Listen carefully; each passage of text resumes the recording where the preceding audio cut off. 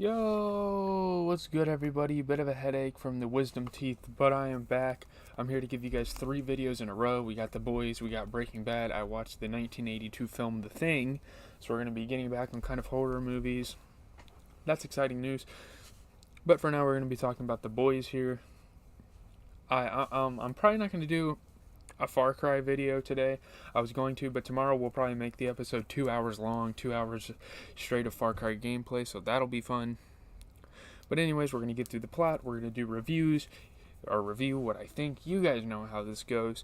The dramatic ending to last episode raises the stakes for episode 5 of The Boys Season 2, so a lot set up for this one. We begin with Queen Maeve on set for a movie.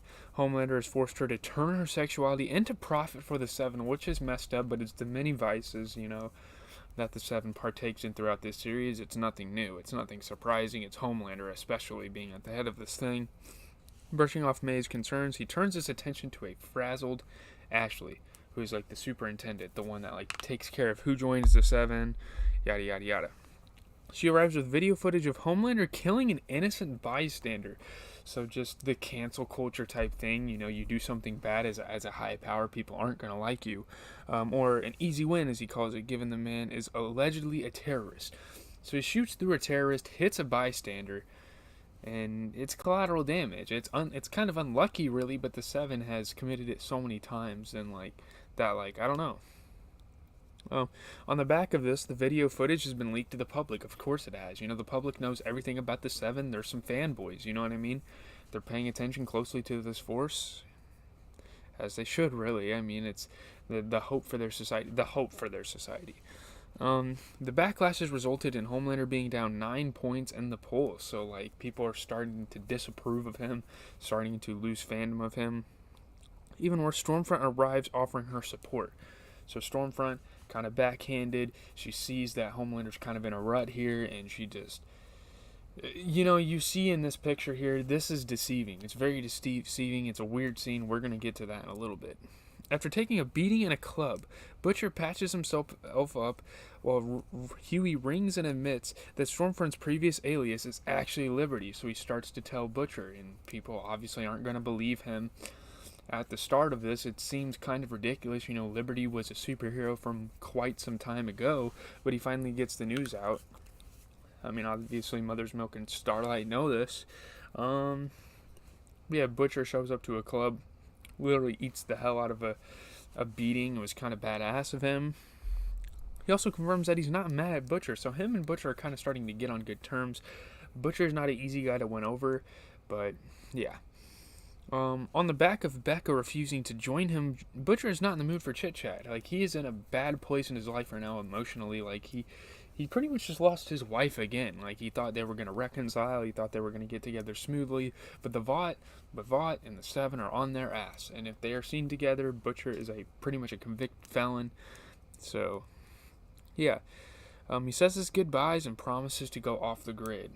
Butcher doesn't want to talk to anybody. He's in the do not disturb, don't hit me up mode that you see on Snapchat all the time. Huey senses something wrong, especially given Butcher's being nice, and urges him to reveal all. So Huey's like, look, this isn't you, man. You gotta reveal what's going on here. I need a confessional. Butcher arrives to see his aunt, but as he does, both Huey and Mother's Milk show up. They're very concerned. That's a good thing. Obviously Butcher's a very prideful man. He's not going to let these guys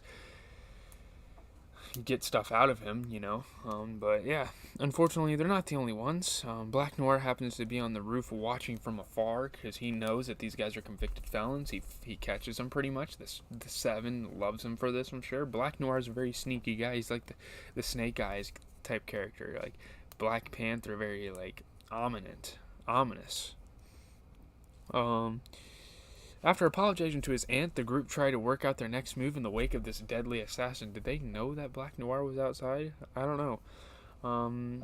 Elsewhere on the news, Deep gets married and starts to salvage his reputation, so he's starting to win his fans back over. They see he's getting married, he's like, oh, that's really wholesome. Let's start being fans of the Deep again and vouch for him to get back in the Seven. Meanwhile, A-Train's expulsion from the Seven causes him to desperately try and change the script he's given.